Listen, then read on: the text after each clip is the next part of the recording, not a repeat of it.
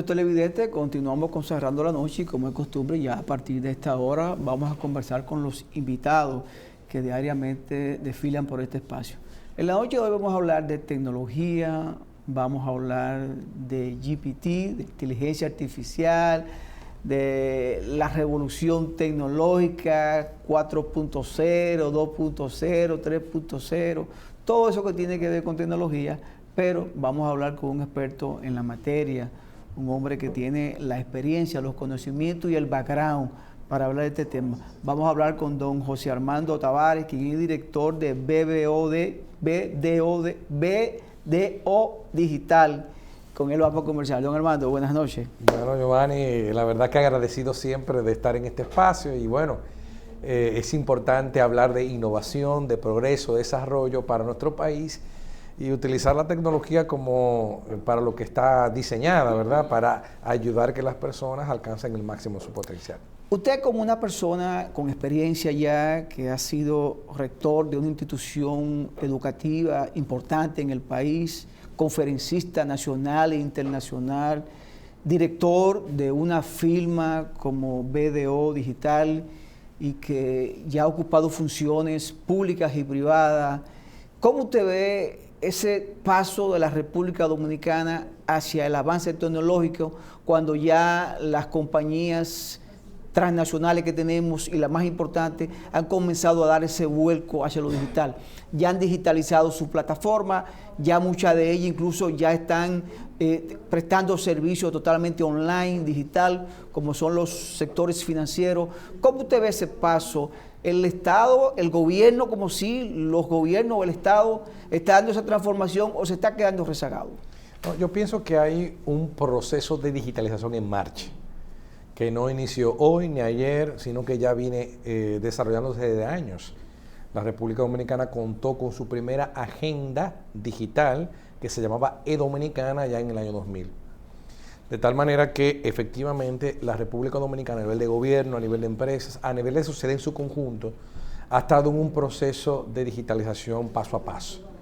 Hemos tenido la suerte de que precisamente la infraestructura de telecomunicaciones, con Codetel, la compañía dominicana de telecomunicaciones, pues siempre se contó con una plataforma, por lo menos a nivel de telecomunicaciones, telefonía en su momento y demás, adecuada y siempre competitiva a los tiempos. Y bueno, como todo proceso, estamos en esa transición.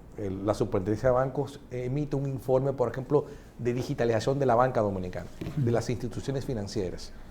Y hay bancos que están muy bien posicionados, instituciones financieras que han digitalizado con estrategias inteligentes sus procesos, otras que todavía tienen agenda pendiente en ese tema. Igual también en las agencias de gobierno, igual sucede en la sociedad en su conjunto. Lo importante es entender, Giovanni, como tú dejas de manera implícita en tu pregunta el sentido de la tecnología y de la digitalización. O sea, aquí lo que tenemos que establecer es un proyecto país.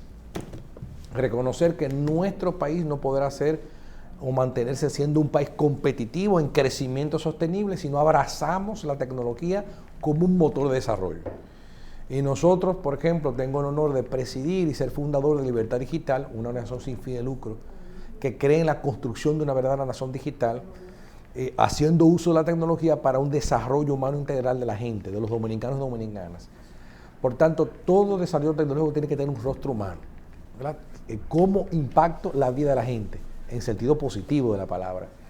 Y yo pienso, cerrando un poco la respuesta a tu pregunta, que es importante porque dar esa mirada estratégica a la tecnología, efectivamente estamos en ese proceso de digitalización y yo creo que nuestro país, comparando, y lo dicen los índices, los rankings, los informes que emite el Banco Mundial, lo que emite el BID, lo que emiten los diferentes organismos internacionales que miren esas cosas, nosotros estamos realmente, comparativamente hablando, con respecto a otras sociedades, bien.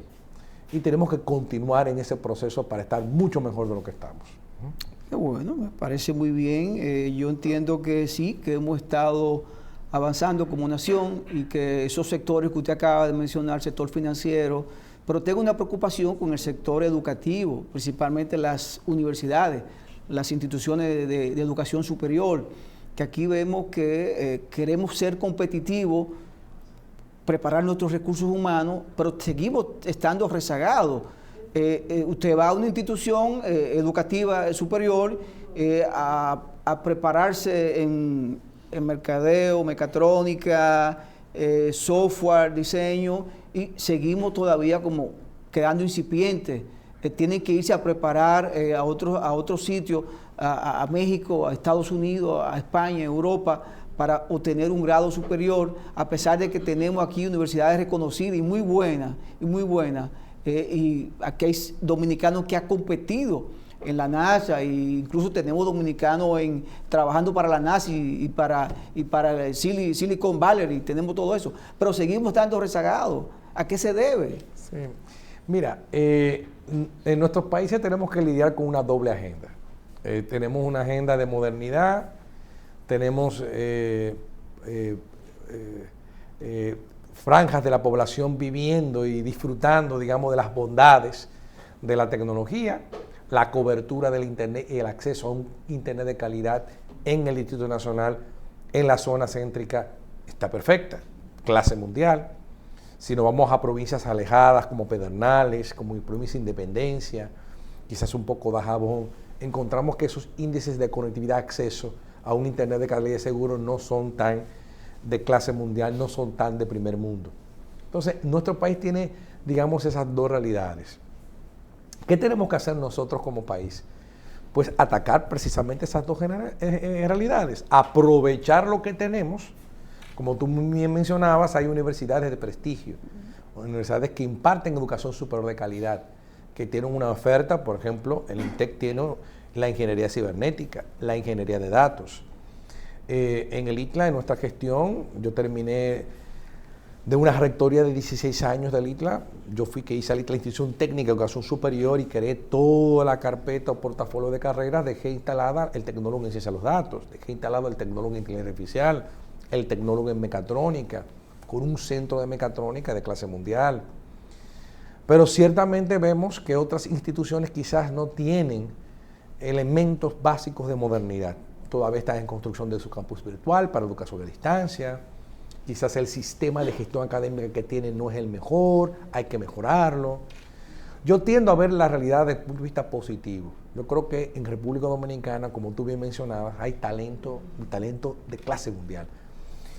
Tengo historias de jóvenes que yo tengo el honor de servir, que tuve el honor de servirles y aprovechar, creando un espacio para ellos mediante becas. De hecho, desde Libertad Digital, la ONG que estamos impulsando, estoy también apoyando al talento dominicano de escasos recursos a tener la oportunidad de un mejor futuro gracias a la formación tecnológica.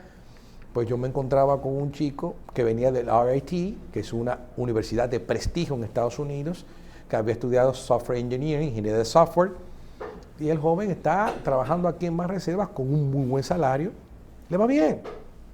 Tenemos jóvenes de una camada, llamamos el Fondo de Excelencia Académica, en el año 2005, 2006, 2007, 2008, 2009, 2010, creamos el Fondo de Excelencia Académica que apoyaba a esos cerebros dominicanos en todas partes de la... Recuerdo que repasé el país 2 veces, interesante, visité todas las provincias de todo el país, y ahí encontraba talentos, cerebros que necesitaban esa mano amiga, y tengo 4 chicos de ellos que están del Fondo de Excelencia 3, porque le ponían nombre ellos mismos, en otros países también. Y aquí en República Dominicana, emprendedores que han montado su compañía de software, compañías en el área de implementación, de tecnología y demás. Entonces yo pienso que en ese sentido lo que hay que continuar esa agenda, creando la posibilidad de que eso que viven unos pocos lo puedan vivir todos en igualdad de condiciones. Justo ayer, en la mañana, yo mencionaba prácticamente 3 de esos elementos que tú señalabas.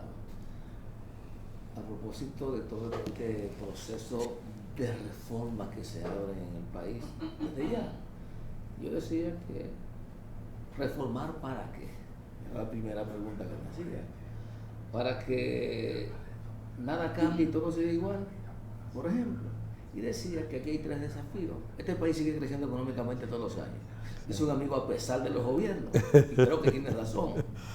Este país está haciendo acopio cada día más del desarrollo tecnológico. O sea, necesitamos aumentarlo.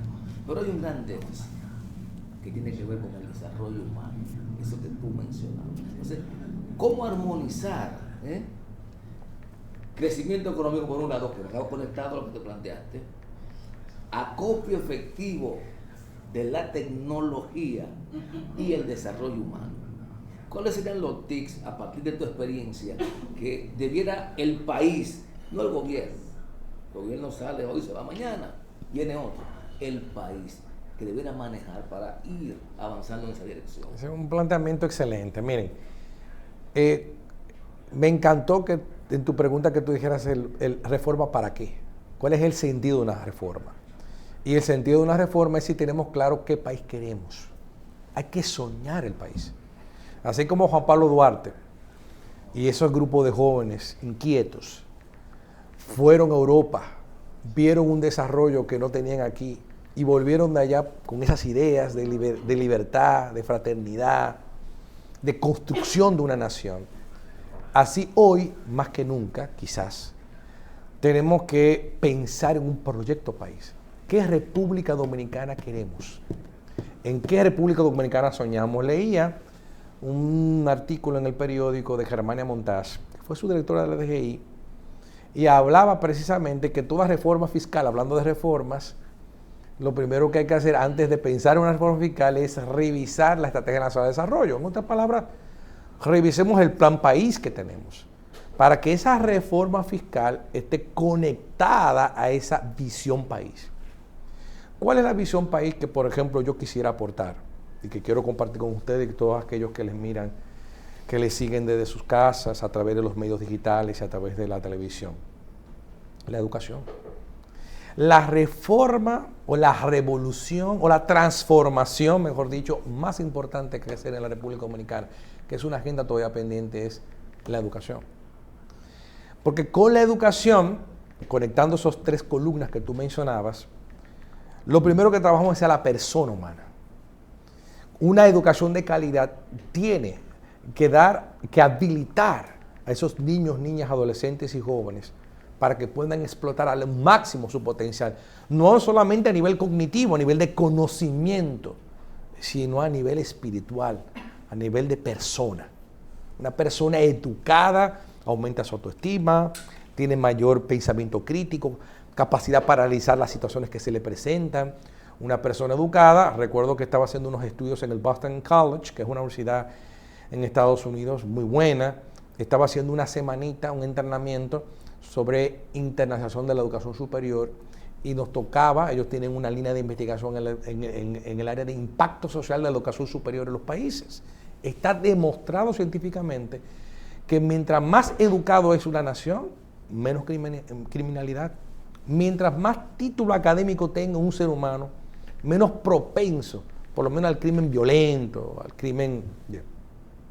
Porque ciertamente la naturaleza humana, hablábamos fuera de cámara, que hay que controlarla a través de pactos sociales, a través de las leyes, a través de las normas. Y la educación no solamente hace posible eso, que es la base, sino que sobre esa capa fundamental, hacerlo una persona plena, entonces tú puedes habilitarle con conocimientos prácticos, con conocimientos que le permitan ser útil en una sociedad productiva, insertarse en un mercado laboral, emprender, no solamente ser empleado, sino también ser empleador, a través de su capacidad innovadora. Entonces, hay que mejorar la educación. Y esta educación potencia el desarrollo tecnológico, esta mejor educación potencia el desarrollo económico, esta educación potencia todos los aspectos de la sociedad. ¿Y cómo coordinar? Porque tú aportas unos elementos importantes, bastante claro y definido. La educación. La educación trasciende, ¿verdad?, la formación de un obrero, porque parece ser que nos enseñan a ser obreros. ¿Para qué tú estudias? No es para tener conocimiento, es para que pase un examen. Y después que logras eso, prepárate para que puedas tener un trabajo digno. No es la satisfacción del desarrollo humano, es formándote para que tú al final sirva como obrero. Y dentro de este campo, de esta economía de libre mercado, en la que a veces esa formación crítica encuentra muchas limitaciones en el camino, porque a veces a los modelos económicos les gusta que tú pienses, pero como él, no contrario a él. Entonces, ¿cómo armonizar eso? Bueno, usted está planteando algo maravilloso, porque es que necesitamos no solamente una mejor educación, sino una nueva educación, una buena educación.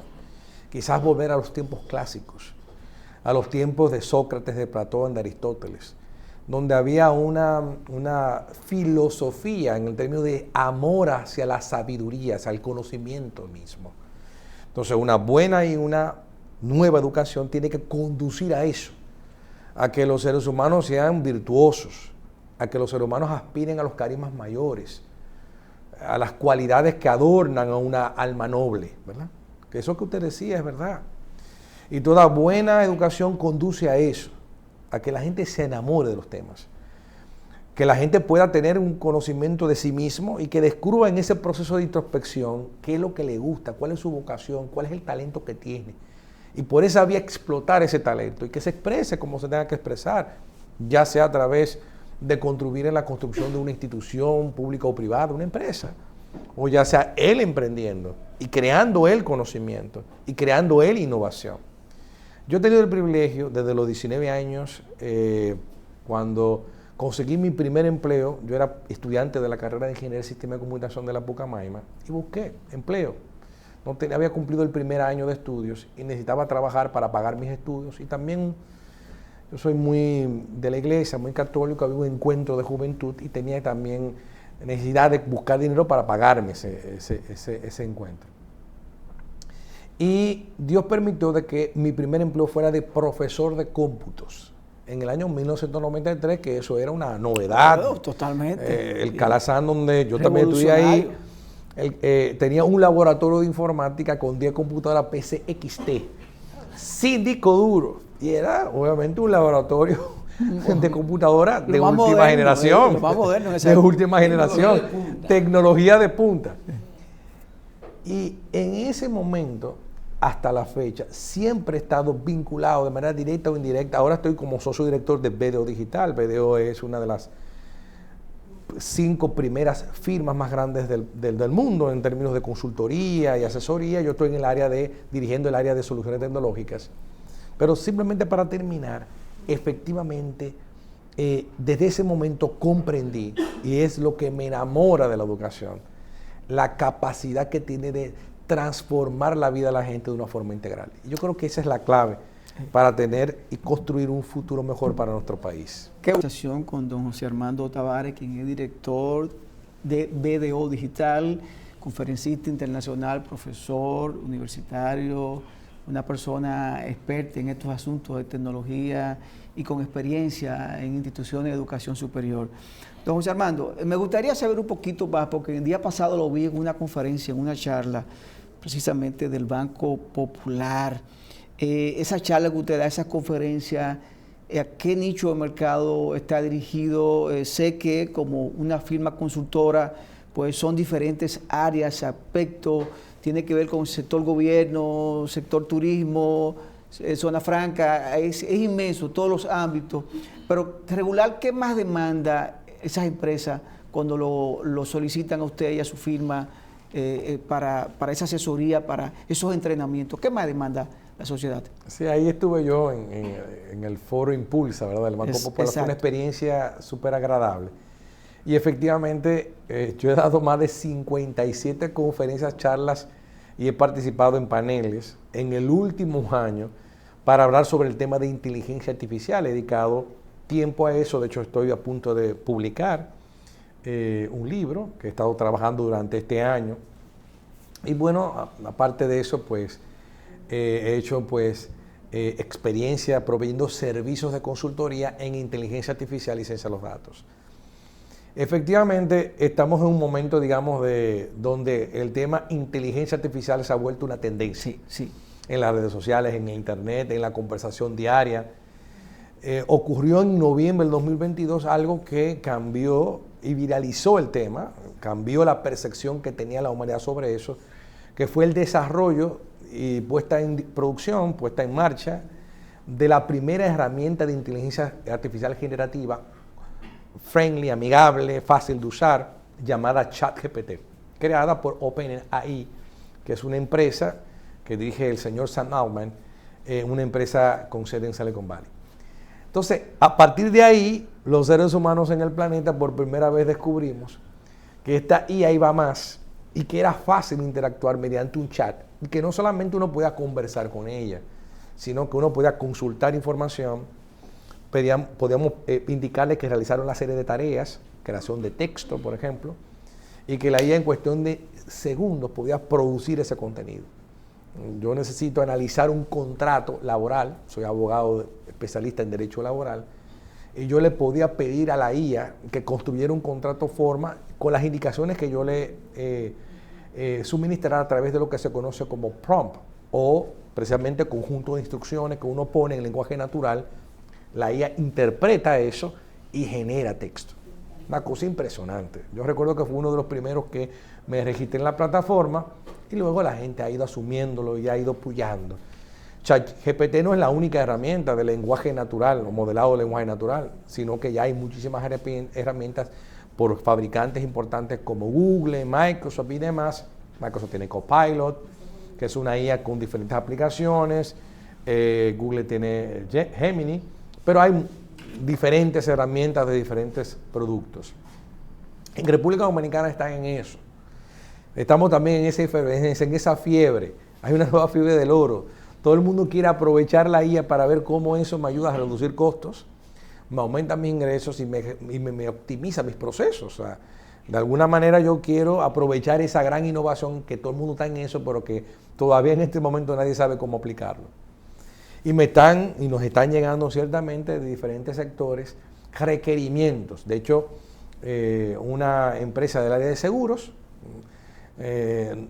tuvimos una entrevista porque ellos necesitan que se optimicen y automaticen unos procesos de calificación de riesgo para construir la póliza a partir de ahí.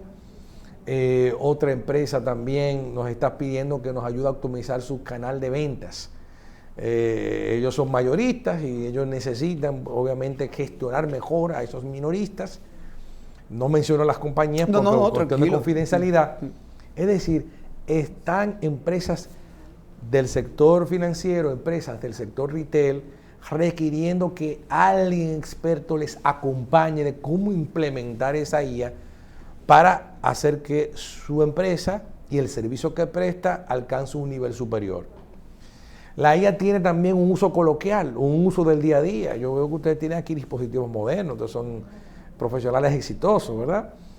Y lo que nosotros no éramos conscientes es que la IA está instalada en nuestros aparatos desde hace mucho tiempo, el Siri, el Alexa. Sí, así es, sí. Es decir, hay IA presente en muchas herramientas tecnológicas que nosotros utilizamos. Claro, esa inteligencia artificial todavía era muy débil, estaba diseñada para un proceso muy específico, proceso que a veces nosotros mismos nos damos cuenta que operaba, porque operaba detrás. Pero lo interesante de este momento que estamos viviendo en la humanidad es que se abre un montón de posibilidades en términos de ver la IA como un asistente, un acompañante que nos ayuda a vivir nuestra vida mejor y facilitarle las cosas diarias que nosotros hacemos, como por ejemplo elegir dónde comer, como por ejemplo construir un poema, ponerle música a ese poema. Ahora hay riesgos, como por ejemplo la clonación de voz. Ahí que voy. El deepfake, ustedes que son también, aparte de profesionales exitosos comunicadores, que ustedes lo cojan así, ¿verdad? Clonen su imagen, construyen un avatar con su imagen, clonen su voz. Ya ustedes no tienen que venir aquí, sino que ustedes construyen un guión y le ponen la opinión para que ese avatar hable por usted, un avatar suyo. Pero eso crea un montón de desafíos a nivel de propiedad intelectual, de cómo eso se monetiza. Es decir, hay un montón de temas interesantes que surgen a partir de esta revolución, de esta era nueva en la que vivimos, dentro de la revolución digital, la revolución de la IA, la revolución de la inteligencia artificial. Y finalmente, ¿cómo pueden los estados? A mí me preocupa mucho el tema de los estados, los servicios, mejorar también la garantía de servicio. A veces tú te encuentras con los problemas de salud aquí no hay un récord único, por ejemplo. ¿Cómo puede la inteligencia artificial ayudar en esa dirección? El tema de los procesos para una persona pensionarse en el Estado. ¿Cómo puede ayudar en esos procesos? Inteligente pregunta.